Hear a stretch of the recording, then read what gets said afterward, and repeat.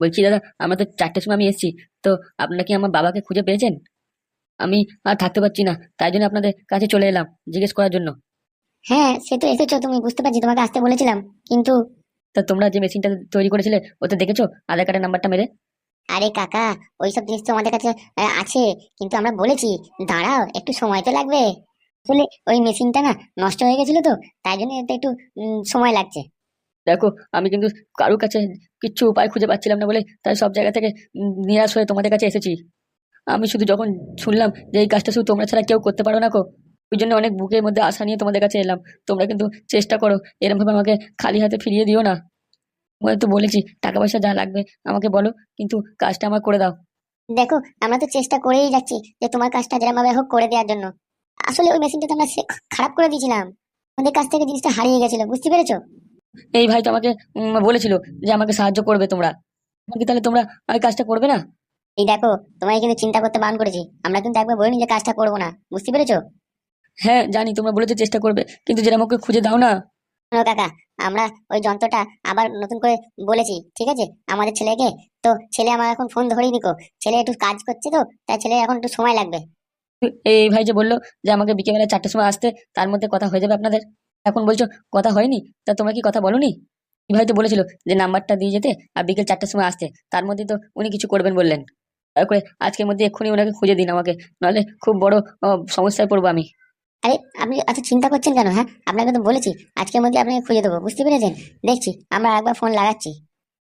ঠিক আছে বাবা, দেখো তোমরা কি করবে, যে করে বাবা, তোমরা দয়া করে খুঁজে দাও। আমি আবার 2 ঘন্টা পর আসবো খুনি। আচ্ছা ঠিক আছে, আপনি যান। ফুটোদা, তো আবার পাদুকে ফোনটা লাগাও তাড়াতাড়ি। তুই কি ফাজলাম মারা জায়গা পাস না নাকি? হ্যাঁ, সবসময় খালি লোককে বলি যে আমি করে দেবো, এখনই এখনই কাজটা করে দেবো। ফুটোদা, ওরকম চিল্লাচ্ছ কেন? আর একবার ফোন করে দেখো না, একবার তো ফোন করে ধরি নিকো। ওটাই খুঁজে দিতে পারলে তো আমাদেরই ভালো, তাই না? এই মানুষটা দেখতে পাচ্ছ তো কেমন কাঁদতে কাঁদতে আসছে আমাদের বাড়িতে, এই মানুষটা সাহায্য করতেই হবে। আরে, মুচা কলটা জিনিসটা খারাপ হয়ে গেছিল, তুই জানিস না নাকি? পাদু তো সব শেষ করে দিয়েছিল। দেখ, আমি জানি ও সায়েন্টিস্ট অফিসে এখন চাকরি করছে, বুঝতে পেরেছিস? ওর কাছে হয়তো কোনো রকম উন্নত মানের টেকনোলজি আছে, কিন্তু ওকে তো আমি ফোনেই পেলাম না, ফোনে তো কথাই হলো না ওর সাথে আমার। হ্যাঁ রে ঢ্যামনা, দাঁড়া, পাদু মনে হয় নিশ্চয়ই কোনো কাজ করছে, বুঝতে পেরেছিস? ওই জন্য ফোনটা ধরতে পারেনি, ও পরে ফোনটা দেখলে ঠিক আমাদের ফোন করবে। আরে হাগুদা, আমিও জানি, আমি ওই জন্য বলছি একবারই তো ফোন করেছিলে, আর একবার ফোন করে দেখো না। তুমি শুধু ফোন করে ওই নাম্বারটা, লোকেশনটা কোথায় দেখাচ্ছে সেটা একবার বলে দিলেই হলো একটু করে। তুই না ঢ্যামনা খুব জ্বালাতন করিস, বুঝতে পারলি তো? সব দায়িত্ব নিবি তুই কাজ করার, আর কাজগুলো করাবি আমাকে দিয়ে। দেখো ফুটোদা, তোমার কেস আমাকে দিয়ে করাবে, আর আমার কাজগুলো আমি তোমাকে দেবো না, সেটা কি হতে পারে? আমাদের মধ্যে তো কথা হয়েই আছে যে তুমি আমার কাজ করলে আমি তোমার কাজ করবো। দেখ, আমি তো বলেইছি বেঁচে থাকলে আমি এই মানুষটাকে ঠিক খুঁজে বের করেই দেবো। তুই কি তোর কাজটা শুরু করেছিস? নাহলে কিন্তু বলে দিয়েছিলাম, কি মনে আছে তো? বউ পাগলা বলবো তোকে, বলে দিলাম। ওরে বাবা, হ্যাঁ হ্যাঁ, আমার মাথায় আছে, আমি সব জানি। তুমি কাজটা না করতে পারলে আমায় কি বলবে সকাল বিকেল দুপুরে, বুঝতে পেরেছো? তুমি আগে পাদুকে আর একবার ফোনটা লাগাও। দাঁড়া না, এখন পাদুর টিফিন টাইম হয়নি গো, পাদুর টিফিন টাইম হোক তখন ওকে ফোন করতেছি। পাদু কি আমাকে বেশিক্ষণ অপেক্ষা করাবে? ও শোনা মাত্রই ওর কাছে মেশিন দিয়ে কাজটা করে দেবে, বুঝতে পেরেছিস? হ্যাঁ হ্যাঁ, সে তো বুঝতে পেরেছি, ও কাজের মধ্যে আছে, টিফিন টাইমও আছে। কিন্তু তোমার ফোনটা দুবার যদি করো, তুমি দুবার বললে ও দেখলে তাড়াতাড়ি করে তোমার ফোনে কাজটা করে দেবে। ঘনের কথা বললো না, বুঝতে পেরেছো? আমাকেও যেরকম মানে তোমাকেও সেরকম মানে, তাই আমার কথা শুনলে কাজ করবে, তোমার কথা শুনলেও কাজ করবে। তোদের কিন্তু মাথায় আছে কি যাই না, পাদু কিন্তু এইসব কাজ করবে না বলে দিছিল, বুঝতে পেরেছিস? তাই ফুটো, তুই যেরকম হোক করে জিনিসটাকে হ্যান্ডেল কর। কি আর করার আছে বল, ঢ্যামনা বলে ফেলেছে, ও প্রেস্টিজের ব্যাপার চলে এসেছে, বুঝতে পেরেছিস? কাজটা করে দে। আমি তো আর বলিনি যে আগে থেকে ওকে হ্যাঁ বলতে, ও যদি একটু ভাবনা চিন্তা করে কাজটা করতো তাহলে এত আমাকে সমস্যা পোয়াতে হতো না। বললাম তো, আমি কি বুঝতে পেরেছিলাম ও এইসব কাজ করাতে বলবে আমাদের? আমরা তো ভেবেছিলাম অন্য কিছু করাবে, এই খাবার দাবারে অসুবিধা হচ্ছে, কাজের অসুবিধা হচ্ছে, থাকার অসুবিধা হচ্ছে, এইসব কথা বলবে। এইভাবে যে মুচাকলকে আবার কাজ করাতে হবে, সেটা কি আর মাথায় আসেছে আমার? না ভাবতে পেরেছি? এই জন্যই বলে যে আগে শুনতে হয় ভালো করে কি বলতে চাইছে, তারপর তার উত্তর দিতে হয়, বুঝতে পেরেছিস? থেকে বলতে নেই হ্যাঁ আমি সব পারবো করতে। কালু, এটা কি তুই ঠিক করছিস? এখন আমাকে ছাড়া একা একা বাংলা খাওয়া শুরু করে দিচ্ছিস, হ্যাঁ? আমার বেলা তো কোনোদিন এসে আমাকে নিয়ে খাওয়ালি না একটুখানি। বন্ধু, যখন আমি খাই, আমি কি একা খাই? তোকেও তো খাওয়াই। এরকম গ্রামে যদি দু তিনজন করে রোজ আসতে থাকে না, তাহলে আমাদের বাংলাটা ফ্রিতে রোজকার রোজ খাওয়া হয়ে যাবে, বুঝতে পেরেছিস? তুই কখন আসছে কিছু ফোন ফোন করলো, তোমাকে বললো না যে কখন আসছে টাকা পয়সা নিয়ে? তারপর তো ব্যবসা বাণিজ্য তোমাদের শুরু হয়ে যাবে। আমার যে জীবনটা কি হবে ওটাই ভেবে পাচ্ছি না। হ্যাঁ, পায়েল ফোন করেছিল, ও আসছে বললো। চলো, পায়েল আসছে তো আমাদের তো যেতেই হবে ওদের আনতে। তো চলো চলো। একটু মনে হচ্ছে না যে পায়েল টাকা পয়সা পায়নি, তোমাকে বলছে না কেন সেটাই তো বুঝতে পারছি না। তোমাকে তো বিয়ে করতে চাই, তো তুমি টাকা চাইলে তোমাকে টাকা পয়সা দেয়নি, এরকম কেন বলছি? এটা তো আমিও ভাবছি, কিন্তু আমার মন বলছে ও মিথ্যে কথা বলছে না। ডিভোর্স যখন হচ্ছে তো টাকা পয়সা তো চাইছেই। আর পায়েল তো অনেক বেশি করে টাকা দিতে, টাকা না নিয়ে আসার মেয়ে নয়।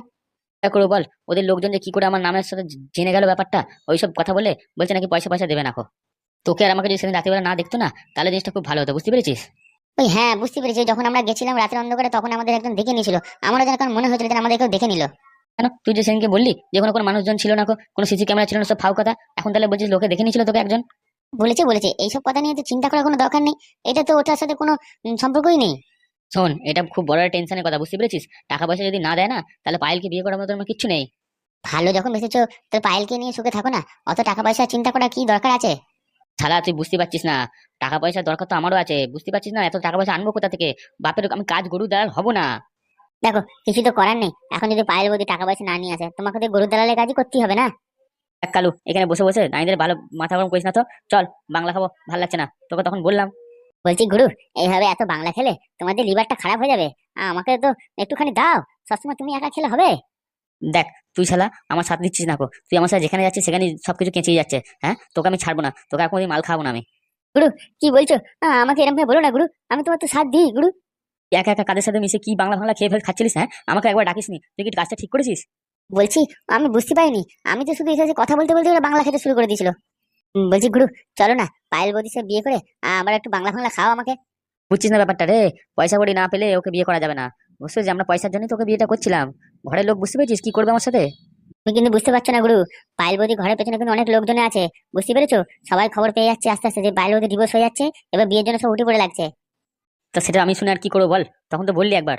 যে দুজনকে আমি বলতে শুনলাম, ওরা তো রেডি হয়ে আছে পায়েল বৌদির জন্য বিয়ের প্রস্তাব নিয়ে আসতে। তাদের কি বলবে? আর সব শিক্ষক, চাকরি করা লোকজন। কি বলছিস তুই এসব উল্টো কথা? হ্যাঁ, তখনও বলছিস, আমি তোর কিছু বলিনি গো। মাথা খারাপ হয়ে গেছে নাকি তোর? মাথা খারাপ না, আমি নিজে শুনেছি বলে তাই বলছি। পায়েল তো আমাকে ভালোবাসে, তাই না? ও যতই ওর কাছে কেউ আসে না কেন, ও তো সে আমাকেই বিয়ে করতে চাইবে। কিন্তু গুরু, বাইরের লোকজন যে আলোচনা করছে সেটা নিয়ে তুমি কি বলবা?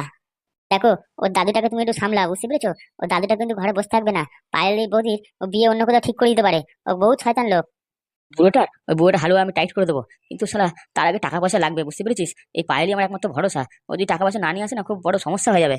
আরে তুমি তো চিন্তা করছো কেন? আমরা তো আছি, তোমার জন্য কিছু না কিছু ব্যবস্থা করে দেবো। লিয়াতে পায়েল দিয়ে আসবে না, বুঝতে পেরেছো? তো আমি এটা বুঝতে পারছি না, টাকা পয়সা যখন দিয়েছে তো তোমাকে কেন বলতেছে না? না, সব ওই বুড়োটা বুদ্ধি, বুঝতে পেরেছো? টাকা পয়সা বুড়োটা কাউকে দেবে না গো। তুই ঠিকই বলছিস মনে হচ্ছে, বুঝতে পারলি? আমি তো জানি যতদূর যে টাকা পয়সা এইসব ক্ষেত্রে পাওয়াই যায়। একবার যদি বুড়ো সব টাকা পয়সা হাতে পেয়ে গেছে না, তাহলে কিন্তু সর্বনাশ হয়ে যাবে। তোমরা কিন্তু আর কিচ্ছু পাবে না, না তুমি পাবে না তোমার বাড়ির লোক পাবে, খালি হাতে থেকে যাবে। তাই জন্য নাকি পায়েল বৌদি এরকম কথা বলতেছে। তোর কথাটা সত্যিও হতে পারে। দেখো, তবে যাই হোক না কেন, পায়েল যদি তোমাকে বলে যে তুমি আমাকে ভালোবাসো কিনা, তুমি কিন্তু বলবে হ্যাঁ আমি তোমাকেই ভালোবাসি, তোমাকেই বিয়ে করবো। সেটা তো আমি জানি, তোকে তখন তো বললাম, আমি কি না বলবো নাকি? আমি তো সবসময় হ্যাঁই বলতে থাকবো। তুই গুরু, তোমার মাথায় বুদ্ধি আছে। তুমি কিন্তু পায়েল বৌদিকে বলতে ছাড়বে না, হ্যাঁ, যে আমি তোমাকেই ভালোবাসি, তোমাকেই বিয়ে করবো। কি মনে হয় ওইটা বললে টাকা পয়সা দেবে তো পরে আমাকে? আরে বিয়ের পর তো টাকা পয়সা সব তুমিই পাবে।